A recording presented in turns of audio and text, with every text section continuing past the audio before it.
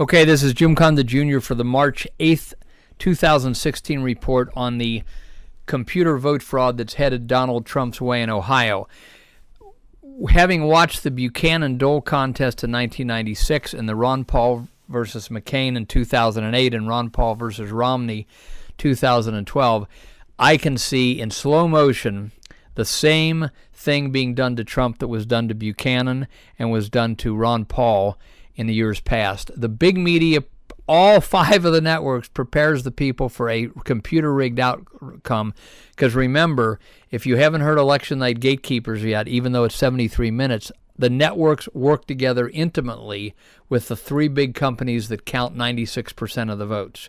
They protect those companies from even being known by the public, and they work together with them in a true conspiracy to make sure to prepare the public mind for a vote, and then let these three companies that 99% of our counties have hired rig the vote, and then they report the vote if there's no question about it. So they're now preparing people that Kasich is surging in Michigan, which is preposterous. Kasich is surging in Ohio, which is preposterous. I'm from Ohio, Cincinnati. Kasich is not popular in Ohio. He's not popular with conservatives. He's not popular with liberals because he's a wishy-wash, just like he looks like on TV. He is backed heavily by the worst elements in the country and the international banking establishments that are destroying this country. That's why Kasich gets any publicity at all, almost. I mean, there's plenty of candidates they've given no publicity. He's a terrible. Everything about him is terrible. Anyway, he's not surging. This is pure fiction. Remember, we have black box voting. Black box voting in Texas.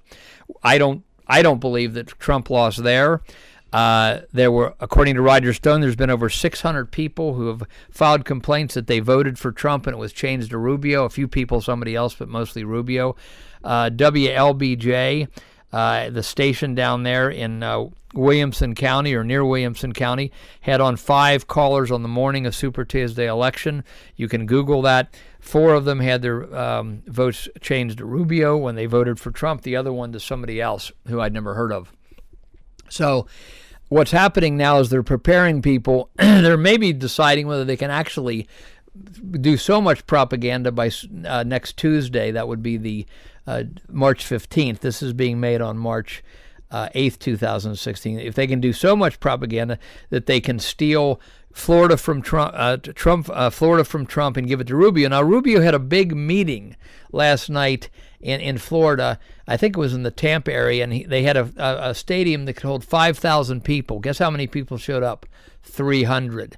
These are fake candidacies. I believe that people want to change. They want to try something different. They want to try Trump, despite Trump's flaws, which he definitely has. They want to try something new, though. So I believe, like in South Carolina, where there were no ballots and totally secret computer counts with no checks and balances, Trump probably got 70 or 80% of the vote, and all the rest of them were under 10. In Texas, he probably won. In Ohio, they're now claiming, from Trumping up 20 points a few weeks ago or a week ago, that horrible Kasich is now surging, okay? Not happening. This is all computer fraud.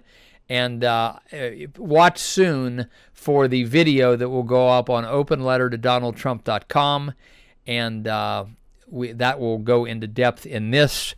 The calls for assassination against Trump by Glenn Beck, Esquire magazine, and others, sometimes thinly veiled, sometimes not in the case of Glenn Beck. How Trump needs to use the precinct system to get ground troops behind him in every county so that he's got support in taking back the country, and we can change all the Congress 2 years from now.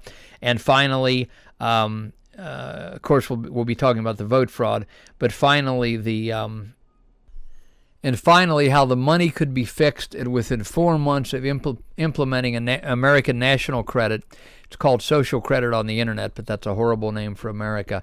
Within 4 months of implementing American national credit, the economy would be booming, businesses would be booming, businesses would be hiring, and would just have a great economy in harmony with the goods and services that are available in this age of plenty. So look for the video going up at openlettertodonaldtrump.com and how to solve the problems that that are facing the country and facing the Trump campaign. Thank you.